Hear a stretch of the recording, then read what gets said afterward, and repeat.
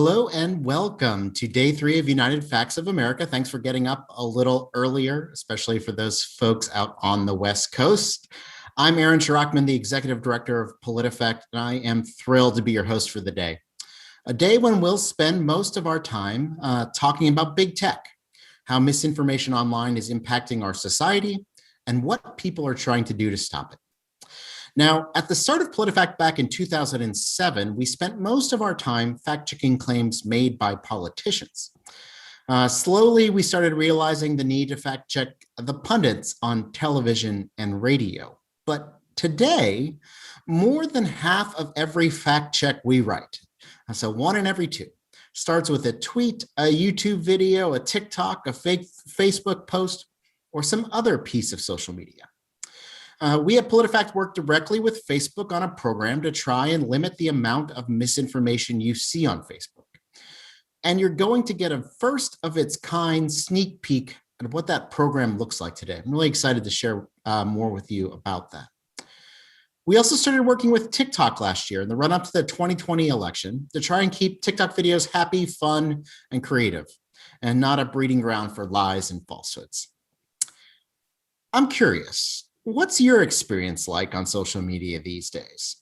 Are you a lucky one who uses it for seeing pictures of kids and grandkids and cats and dogs? Or have you been overrun by political misinformation and spin? And importantly, what should we as a society be doing about it? I want to hear from you in the chat, so let me know and we'll have that conversation. Now, we decided to build this festival to celebrate facts and truths, but also to ask some tough questions about the future of news and misinformation online. We're so glad that you decided to join us today and that you share a belief in supporting trusted, truthful information. And as you know by now, if you have to drop out at any time for any reason, we are recording everything and we will send links to you, registered guests, via email when they're ready. Now, I also want to say thank you to all the people at Poynter and PolitiFact behind the scenes who have made this event possible. This is our first ever. I'm here in St. Petersburg at the Poynter Institute. We have teams located really all across the country who are bringing this live event to you today. And our team is in the chat to answer any questions you may have. I want to thank our sponsors who made this fact-checking festival possible. Craig Newmark Philanthropies, Facebook, TikTok, Microsoft, AmeriHealth Caritas, the Google News Initiative, Smart News, the Trust Project, and the Go Fact Yourself podcast. You're going to hear a little bit more about that podcast later on today. But first, today, we're going to start with a one-on-one interview with Senator Mark Warner, a Democrat of Virginia. I spoke with Senator Warner yesterday about his plan to create new regulations for internet companies like Twitter and Facebook, what he thinks about the decision of Facebook's oversight board to continue to ban Donald Trump from its platform, and what the future of online misinformation holds. Take a look.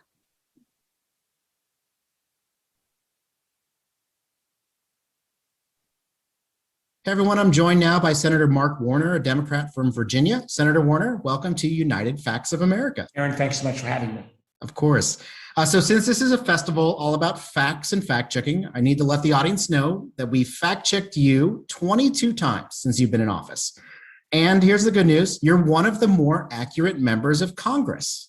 Right. 75% of the claims we checked, and remember, we only really check claims that sound interesting or wrong or both, rated true, mostly true, or half true. And this is the most important thing, I think. Senator Warner, you have 0 pants on fire ratings. So that's really good. That should not be, that feels like it should be a low bar. Unfortunately, I don't think it is. Yeah. And seriously, I do kind of wonder, because this is about facts, how do you vet or scrub what you say publicly? And how do you fact check your own statements, speeches, or interviews? Like, what's that process like? Well, I've got some folks who've worked with me for a long time, so they know my record and history. I've got a great communications director in Rachel Cohn, who is relentless as well. And candidly, I'm still a little too obsessed about hard copy. So if I'm, nothing is more embarrassing to me than if you get dinged on a factual basis. I'm pretty nerdy about numbers and things like that. So all that lends to maybe hopefully a little better checking than normal. Although, as you pointed out, one of my biggest egregious errors was forgetting Virginia Commonwealth University's appearance in a Final Four, which frankly, that probably got me in. I did get a lot of grief from VCU Rams fans over that failure to remember. Well, I appreciate you correcting the record. Go Rams. I want to talk, we're going to spend most of the time talking about big tech and your Safe Tech Act proposal.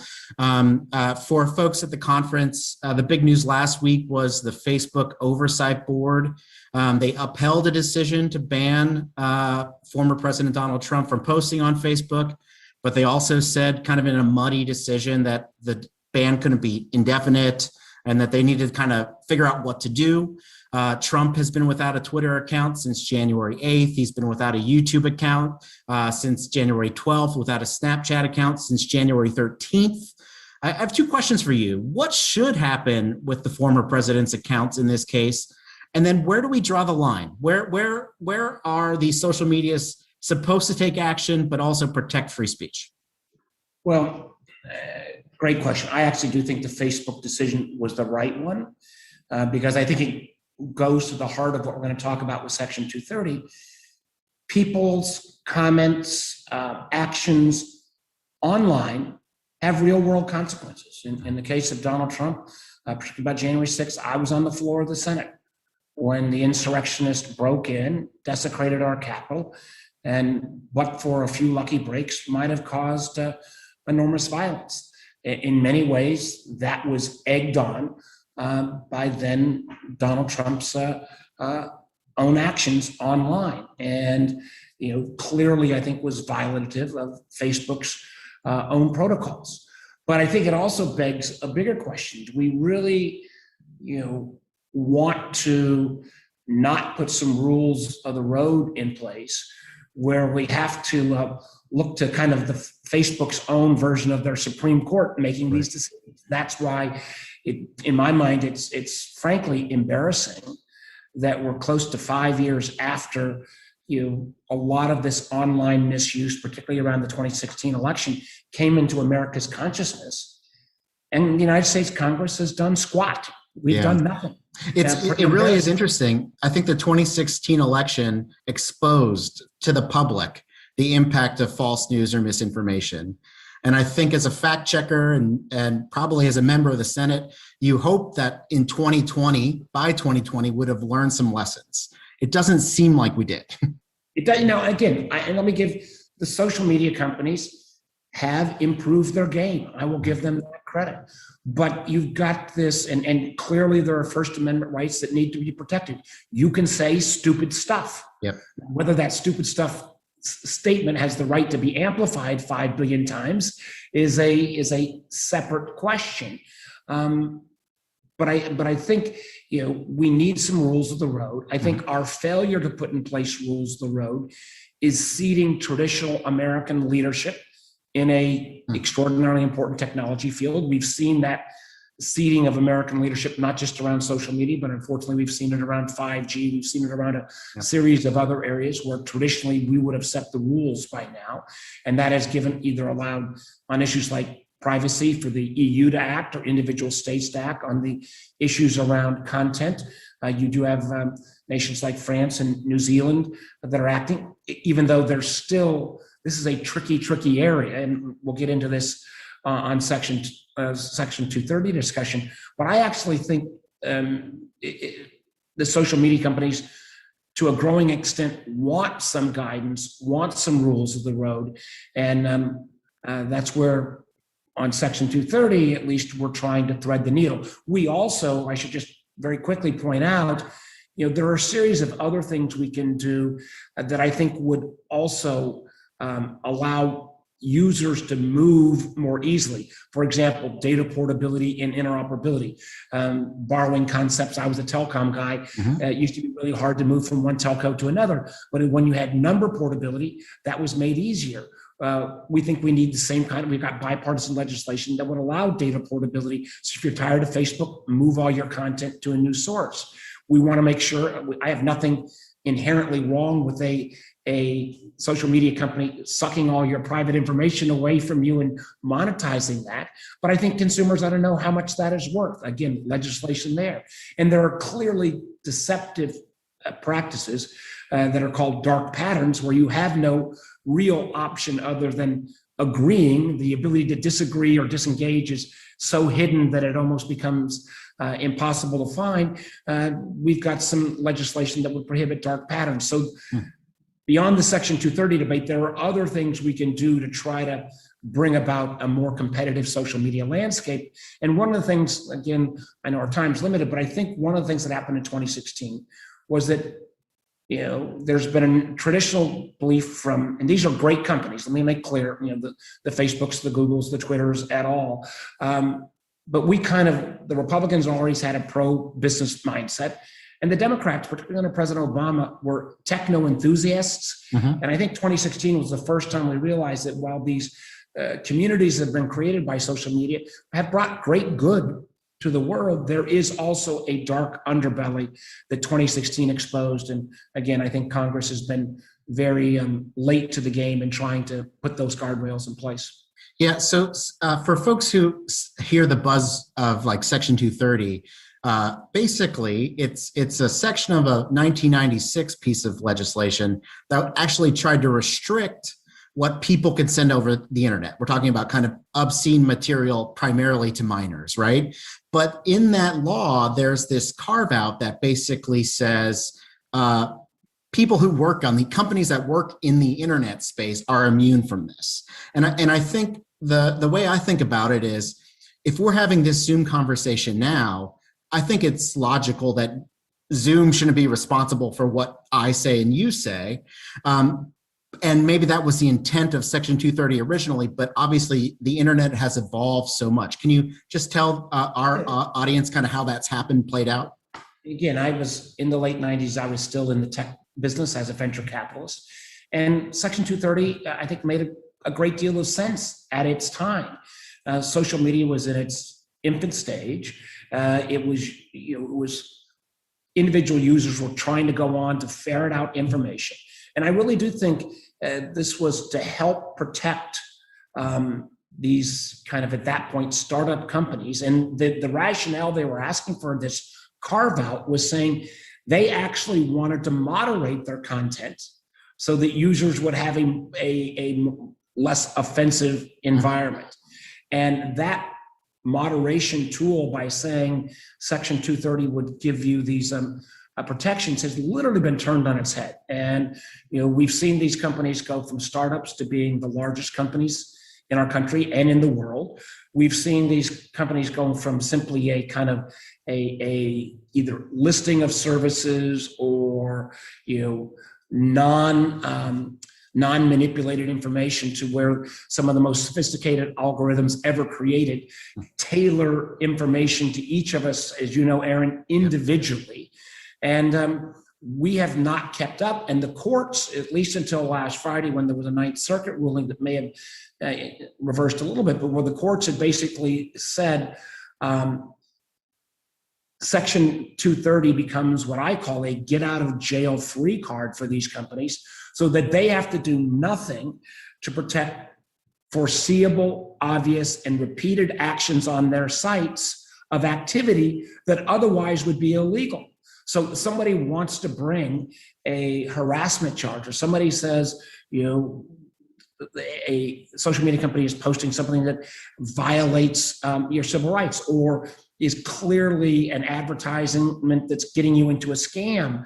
You don't even get to go to court and start down to prove that case. You get suddenly stuck with Section 230 that bars even a victim from even seeking legal redress. So what we're trying to do, what we tried to do, and is, one, recognize that we are not taking on hate speech. We are not taking on the First Amendment. We want to preserve those rights. But to say, can we narrowly make clear that actions that are otherwise illegal, that Section 230 does not preclude you from at least going to court and trying to prove that case. You still have a burden to prove that case. So it's not like this is suddenly removing all the protections, but you at least ought to have a shot when it comes to advertising, when it comes to protection of civil rights laws, when it comes to the ability to go out and get injunctive relief, which oftentimes is a higher standard because you have to show irreparable harm. When your ability to go out and, if you want to prove a wrongful death action, or for example, the Alien Torts Claim Act, which would have allowed individuals to say, hey, what Facebook did when they allowed the Myanmar or Burmese military to use their platform to encourage people to go out and murder the Rohingya, that would be a ripe opportunity to bring an Alien Torts Claim Act. And even Sheryl Sandberg in testimony acknowledged that she thought Facebook had some responsibility there. Our legislation would allow those claims to at least get into court and be litigated. Got it. I think the social media companies, their response would generally be something like, we're okay to some amendments to 230. They probably want the immunity still, but they're willing to kind of prove that they're trying. Is that probably where they're at right now? Well, I think what we've done, and I'm in conversation with some of my Republican colleagues to join us in this effort. We know if we're going to be successful, we have to be bipartisan. We have to protect the First Amendment and not conflate some of the 230 concerns. If my bill comes through, you're still going to have some awful speech on the internet. You're still going to have things that we may not like. We don't want to infringe on First Amendment rights. We think this is narrowly drawn. In some of my conversations with my Republican colleagues and others, for that matter, there may be ways that we can further refine our legislation. So, for example, in the advertising category, if you are listed, Aaron, a PolitiFact reporter, just on some kind of listserv, that potentially is advertising. But should you, by simply being listed, potentially be held liable if you are doing illicit activity or creating a scam? We may need to look closely at how we further define the advertising restriction.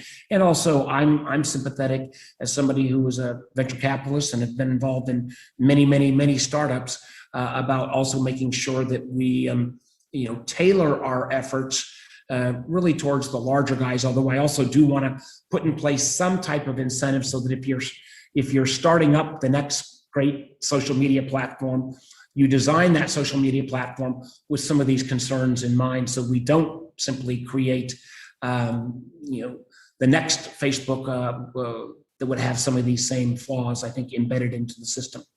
Yeah, I'm curious, you talked about working with Republicans. This is something that would have to be bipartisan. The Republicans are coming at this. They also want change, but they're generally coming at it from a very different perspective, right? They basically think that these companies are censoring their voices, and that's why they want to remove the immunity. Your position is generally they're not doing enough to protect users, which is kind of the opposite side of the coin. How do you get us together there? That the universe of Republicans who are buying into this notion that somehow big tech is trying to censor conservative voices is a relatively small. It may be a good talking point, but at the end of the day, the Facebooks of the world aren't trying to censor, they're trying to keep eyeballs. And matter of fact, the more extreme content on the right or the left, I think they actually have at least a financial incentive to keep it up there, because that keeps eyeballs, just the same way that the local news often leads with the automobile accident, under the old truism, if it bleeds, it leads. So I don't think I've not seen at least any evidence that there is some, ideological bias other than there is a financial bias to try to keep eyeballs as attached as often. And one of the things that I think is, again, a breakthrough for our Safe Tech Act is, this is the first Section 230 reform bill that really has garnered broad-based support from the civil rights community. I mean, 5 years ago, the civil rights community was more in maintaining Section 230, but they have again seen this dark underbelly, how some of these social media platforms using their algorithmic tools that drive viewers, has really been used in an extraordinarily abusive way on things like white supremacy activities and the ability for hate groups to kind of assemble together over the internet. It has really been a tool that promotes activity on the extremes on both ends. Very interesting. We're going to have to leave it there. But Senator Warner, I appreciate the time and talking about the Safe Tech Act with our festival viewers, and go Rams, right? Well, that's right. And let's, again, I would welcome, this ongoing conversation, debate. I think the time is coming. We owe it to all the Americans who use social media. Candidly, we owe it to reasserting American leadership around the world. And I'm looking forward to working with good-natured colleagues on both sides of the aisle to get this right. I think the Safe Tech Act is a good starting point for those discussions. But again, the legislative process is going to find ways, hopefully, to perfect this piece of legislation. And I hope I won't make any more mistakes about any other Virginia University sports teams on a going forward basis. Well, we'll be watching now. So thanks, Senator Warner, for all of your time. Thanks, Aaron.